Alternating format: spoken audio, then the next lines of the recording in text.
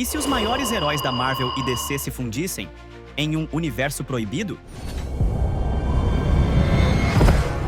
A verdade que esconderam de você pode mudar tudo o que você pensa sobre o futuro da DC. Alone, he says softly. Vamos desenterrar uma das maiores conspirações dos quadrinhos, a série Amálgama.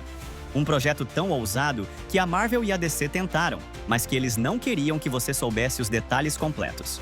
Por que as editoras criaram um universo tão absurdo e depois praticamente o apagaram da história? Será que James Gunn, com seu novo DCU, pode usar essa ideia de fusões e amálgamas para inovar? Ou isso seria um erro fatal? Qual o verdadeiro poder por trás dessa fusão? Quem se beneficiaria de um mundo onde heróis e vilões se misturam sem limites?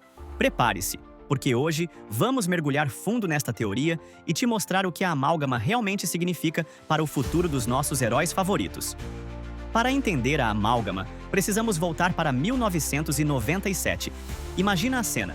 Fãs de quadrinhos há décadas discutindo quem ganharia em uma briga, Superman ou Hulk, Batman ou Capitão América. Essa discussão era a força motriz por trás de Marvel vs. DC Prime. Não era sobre roteiro complexo, era um evento. As duas maiores editoras do mundo juntas para um mega quebra-pau onde a gente votava para decidir os vencedores. Sim, o público decidia o destino dos heróis. Mas claro, no final, tudo foi equilibrado. Ninguém podia sair perdendo feio, certo? Afinal, eram duas corporações bilionárias. Mas o verdadeiro segredo e a faísca para a amálgama acontece no final da terceira edição de Marvel vs. DC Prime. Entra em cena um personagem-chave, o Acesso. Poucos se lembram dele, mas Acesso era o elo, o único capaz de atravessar a barreira entre os universos. E foi um acidente, uma descarga de poder dele, que gerou o impensável. Os universos Marvel e DC se fundiram. Pense nisso. Não foi uma invasão, não foi um plano maligno inicial. Foi um acidente que criou um universo totalmente novo. Um mundo onde os heróis e vilões se mesclaram como se sempre tivessem sido assim. É quase como se as editoras tivessem dito: ok, votaram, agora vejam a consequência. Vocês queriam ver quem ganhava? Agora vejam o que acontece se eles nunca mais se separarem. E assim nasceu a amálgama. Um experimento, talvez até um alerta, que foi rapidamente esquecido. Agora vamos ao que interessa: as fusões. A amálgama não foi só juntar dois bonecos, foi uma tentativa de criar uma nova mitologia. Tivemos coisas geniais, coisas bizarras e outras, bem, que só serviam para dar risada. Garra das Trevas. Wolverine com Batman. Um mutante mestre em artes marciais com garras de adamantio. Quem não gostaria de ver isso nas telas, hein? Super Soldado, Superman e Capitão América. Um ícone de esperança e força patriótica. Doutor Mistério, Doctor Strange Fate. Doutor Estranho e Doutor Destino. Mas o mais intrigante aqui é que ele era o único que lembrava dos universos separados. Ele era a memória, a prova de que algo estava errado. Por que ele era o único? Teria sido uma falha na fusão? Ou um guardião silencioso? Aranha-Boy, Spider-Boy. Superboy e Peter Parker. Com jaqueta e atirador de teia. Patrulha X, X-Patrol. Patrulha do Destino e X-Force. Sômbrios da Noite, Motoqueiro Fantasma com Etrigan. Uma loucura dupla. E a mais intrigante de todas, na minha opinião, Challengers of the Fantastic.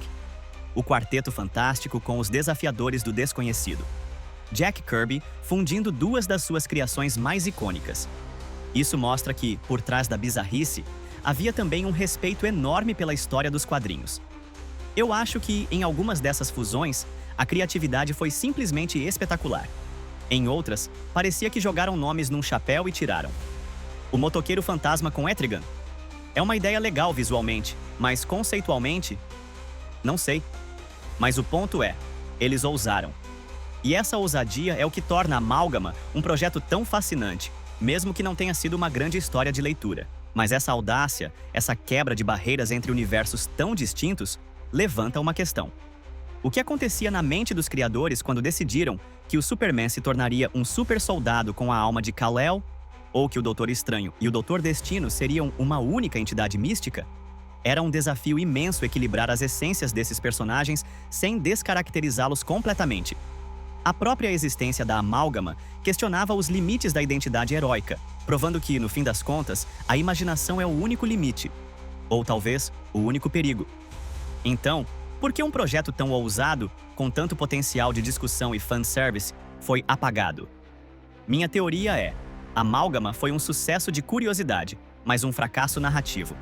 As histórias eram confusas, sem um ritmo, e a premissa de pegar o trem andando não cativou. As editoras viram que não era sustentável a longo prazo. E talvez fosse muito poder em um só universo. Imagina o caos legal e criativo que isso poderia gerar. E também o caos de licenciamento e direitos autorais. É como se eles tivessem criado uma arma poderosa demais e depois a guardaram no fundo do armário. Afinal, quem controlaria o Homem de Ferro Lanterna Verde ou o Darkseid Thanos? Era um caldeirão de ideias que, para prosperar, precisava de uma gestão que talvez não estivessem prontos para ter. E por isso, se tornou um segredo, uma relíquia para entusiastas, não para o grande público. Agora, a pergunta de $1 milhão. O que o DCU de James Gunn pode extrair dessa história proibida? Eu acredito que James Gunn não deveria tentar fusões literais como Amálgama. Não com a Marvel, pelo menos. Mas ele deveria aprender a ousadia. A ideia de pegar personagens menos conhecidos, ou secundários, e dar a eles um novo contexto, uma nova roupagem, como foi feito com o Jonah Hex na Generation Hex, ou com o Desafiadores do Desconhecido virando Desafiadores do Fantástico. O DCU precisa de identidade, de criar algo novo sem depender somente da nostalgia. Amálgama provou que dá para ser criativo, mesmo que as histórias não fossem perfeitas. Gunn pode e deve explorar a vastidão do universo DC, misturar tons, gêneros e, quem sabe, até repaginar personagens de maneiras que ninguém esperava. Ele pode criar seus próprios amálgamas conceituais, quebrando a estrutura tradicional sem precisar fundir universos. A lição é: ousar é preciso, mas com uma base narrativa sólida. Amálgama falhou na segunda parte, mas explodiu na primeira. O DCU pode pegar essa faísca criativa e transformá-la em fogo, sem queimar as pontes com os fãs. Para recapitular nossas perguntas do início, por que as editoras criaram um universo tão absurdo e depois praticamente o apagaram da história? Simples: muita ousadia, pouca consistência narrativa e talvez um medo do próprio poder que criaram. Será que James Gunn pode usar essa ideia? Não literalmente, mas a lição de ousadia criativa é essencial para um DCU novo e impactante. Qual o verdadeiro poder por trás dessa fusão? O poder da curiosidade e da imaginação, que continua nos cativando até hoje. E aí, o que você acha? Acha que o James Gunn deveria arriscar algo parecido com Amálgama? Qual fusão você queria ver? Comente aqui embaixo e vamos trocar essa ideia que a Marvel e DC talvez não queiram que a gente tenha. Sua opinião é o que move esse canal. Deixe seu like e se inscreva se ainda não for. Até a próxima e que a força de vontade esteja com vocês.